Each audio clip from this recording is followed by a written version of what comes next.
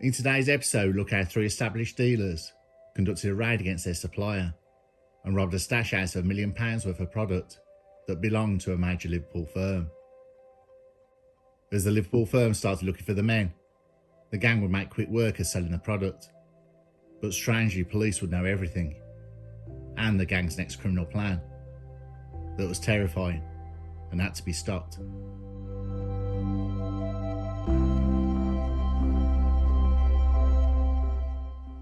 On the morning of May 2020, a van pulled up outside an address in Croxdale Road West. Inside the van were 4 men, 2 brothers, Jason and Craig Cox, and associate Richard Caswell. Now these 3 men were high-level dealers. Also with them was Benjamin Monks-Gorton, who worked as a driver and a courier for Jason Cox. The reason to arrive at the destination of Croxdale Road South was a burglary. And this wasn't some normal rifle through the knicker drawer and steal the homeowners' holiday money. This house was a stash house for product, owned by one of the biggest criminal firms in Merseyside. The house contained substantial amounts of product. If the Cox brothers and Richard Caswell had a slight smidgen of doubt, then they should have held on to it. The burglary they had planned, if they were recognised to the people inside, then all 4 people in that van would vanish. No warnings, no examples. They'd be wiped off the earth, and their bodies never found. They were taking a hell of a risk. This dealer sold to the Cox brothers, and Caswell had also bought from them in the past. Robbing your supplier is something you don't take lightly, and Jason Cox, Craig Cox and Caswell were all well aware of this. Monks-Gorton exited the van wearing a high vis and a face mask, carrying a parcel. The age-old way of getting entrance into a business or a house dressed as a delivery man. He approached the front door, and as he walked towards the door, the Cox brothers and Caswell followed, hoodied and masked up behind. Monks-Gorton rung the doorbell, and as soon as it opened, one of the gang swung a machete at the man opening the door. It hit him in the arm, and as he fell to the floor, the 3 men barged past him. The other dragged him from the doorway and slammed the door shut. The 2 men present in the house were brutally attacked and dragged around the property, with the house being left covered in blood. Inside the house, the 4 men confronted the wounded father and son. After threatening the son in the house, he begged them not to hurt him or his dad. The gang were constantly shouting, "Where's the gear?" The dad told them it was under the stairs. One of the gang checked and shouted, "Got it." They ran out with several sports bags containing 30 kilograms of coke, with a street value of £1 million. The gang ran to the van and drove away. The son phoned 999 as his dad was bleeding out. He described how these lads just came into the house and started stabbing me dad, and there's blood everywhere. The wound to his dad's arm had gone straight to the bone. With the rate of blood loss, he'd be dead pretty soon. Luckily, an ambulance drove past the area 2 minutes after the 999 call. The ambulance was redirected, and the police then soon after arrived. The father's arm was saved, and he was able to make a full recovery. Both father and son pleaded ignorance to not knowing why they was attacked and the home raided. It would appear on the news and in local papers the next day as a violent home invasion. Articles would describe how crime was on the up, and police had the lowest convictions. Now with standard burglaries this may be true, and the police clean-up rate for these is extremely low, a staggering 6%. But this was no ordinary burglary, and police knew this. In fact, police knew a lot more, but for the moment they was happy to let it sit with the press and the news as a home invasion and a foul burglary.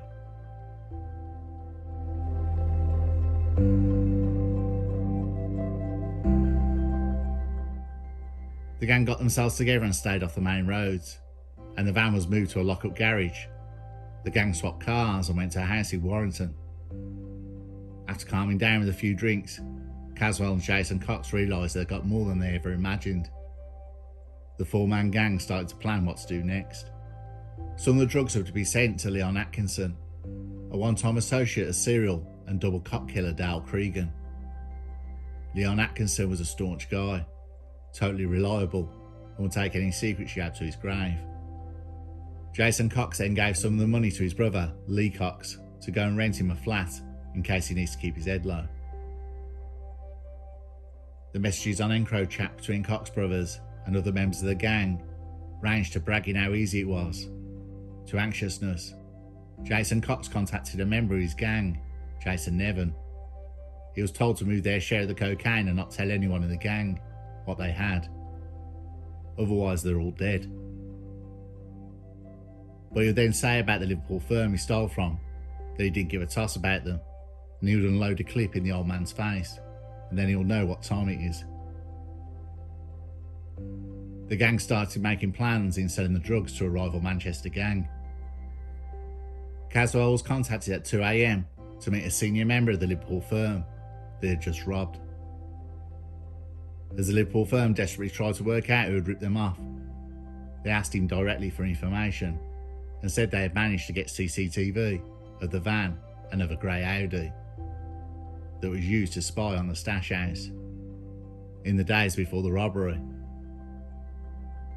This grey Audi showed on CCTV belonged to Jason Cox, but the Liverpool firm didn't know this. Caswell played dumb and said he would ask around, but passed on what they had told him to Jason Cox.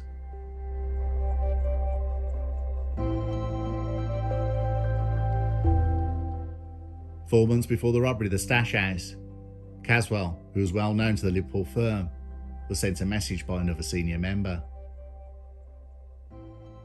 Could he source any buyers who could buy products from them for cash instead of having it on credit?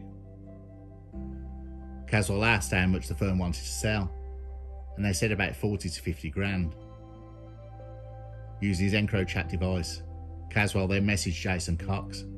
They got together a plan to find the stash house. They began to take steps. They first thought about putting trackers on the vehicles, but this was dismissed as the gang would check their vehicles for them, with little devices you could buy legit on the web for as little as £80. In a message to Jason Cox, Caswell said, "If we get his driver, do you think he will be the man to access the gaff with it all in? I would even be up for killing him if it needs be." Caswell came up with a plan of getting someone to buy some of the product. They would then tail the driver back to the stash house. The group planned the robbery carefully, taking 5 trips to work out the coming and goings of the target, and kept an eye on how much cocaine was being delivered. They were watching in one of Jason Cox's many cars, a grey Audi.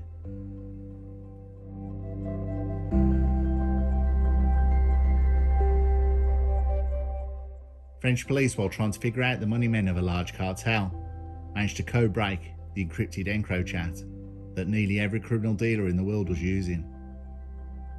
With the tools now to access the coded info, UK police set up Operation Venetic. The operation by the National Crime Agency and other police units smashed thousands of criminal conspiracies after the infiltration of the encrypted communication platform in the UK's biggest ever law enforcement operation.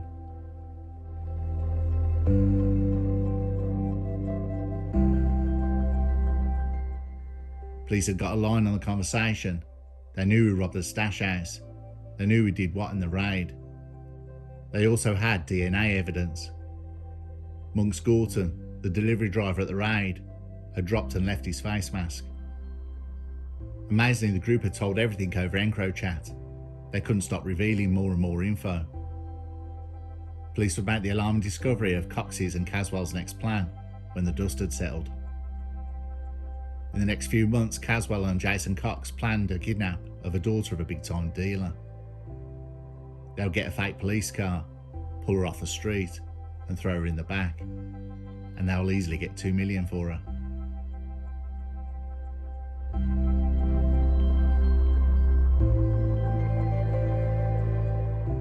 In a series of dawn raids that proved unsuccessful, the only catch was Craig Cox. The other gang members had not been at their known addresses. Lee Cox and Jason Cox went on the run to Spain. Caswell was to follow them to Spain, but needed to get his cash, and went back to an apartment he kept quiet about. Caswell was arrested in the £1 million rented apartment in Centurion Building on Chelsea Bridge Wharf. In the apartment, police found £98,000 in cash in a holdall, a Rolex watch and a passport. Jason Lee Cox had fled to Spain. Amazingly, Jason Cox was still talking on EncroChat to his gang back home. The Liverpool firm found out about the Cox's involvement, and there was then a number of arson attacks in Salford against vehicles on premises linked to the Cox family. While Jason Lee were in Spain, the Cox brothers managed to be traced, and the police closed in on their car. After spotting the police, they tried to smash their way out of a traffic jam. They were arrested at the scene.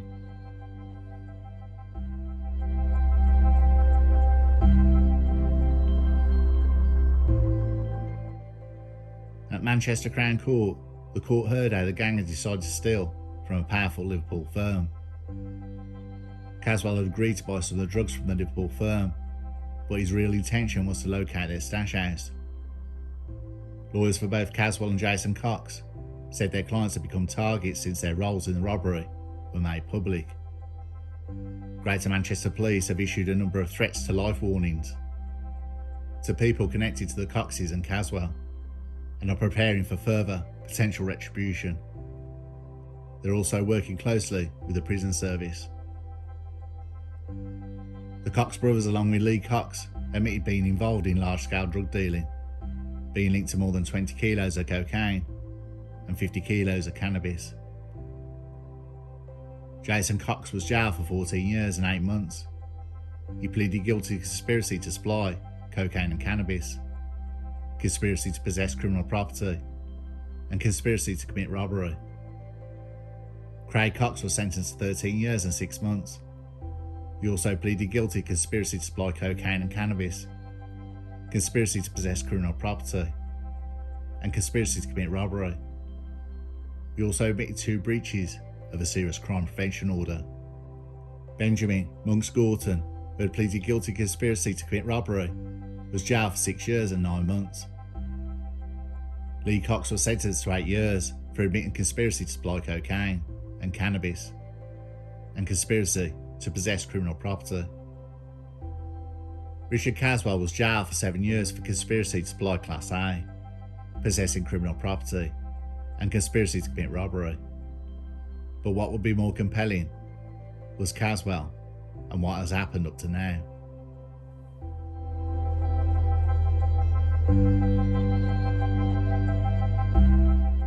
So who is Richard Caswell? The dealer who the Liverpool firm trusted in getting the product shifted, and the go-to guy to keep his ear to the ground, who operated without fear, but would use increasing amounts of violence that would cement his reputation as a guy not to mess with. Well, as recently as February 2022, he fought off attackers who burst into his cell in strange ways, where his neck was slashed. Amazingly, the cut wasn't deep, and he didn't need hospital treatment. But who was this hardened criminal who had already served a life sentence before? As a child, he was described by neighbours as polite, well-behaved, quiet, but not shy. After leaving school, he got a job as a glass collector in a pub. He then worked as a doorman, which opened the world of dealing and the vast quantities of money. Caswell was jailed for 17 years in 2005 for his part in a series of car bombings across Liverpool. He became involved in an argument between a group of violent drug dealers and the owners of a city centre nightclub.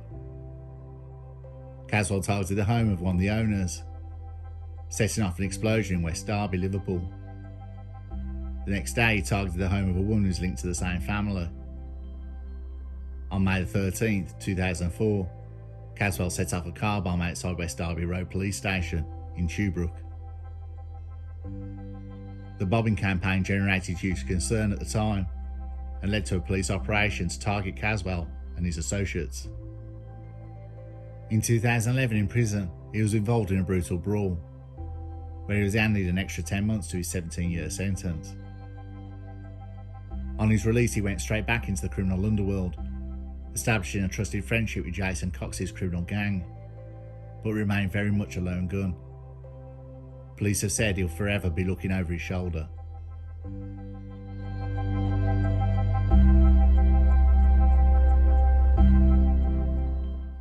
After gathering info for this story, it amazes me how the gang thought they could get away with it, robbing a major Liverpool firm, but they nearly did. These were not some junkies looking for a big score. These men were already established dealers, with vast wealth already. They didn't need the money. But with criminals, proper criminals, they look for weak spots, chinks in the armour. It's something they can't turn off. Caswell spotted the weak spot in the stash house. Locating it, they planned thoroughly every detail, and it's something they could have got away with if it wasn't for the Encro chap. I don't think we've heard the last of Caswell and Cox brothers. They may be looking over their shoulder forever, but if they do get hit, police are going to be looking right at the Liverpool firm. They will leave prison still young, but a hell of a lot wiser, and probably even more dangerous.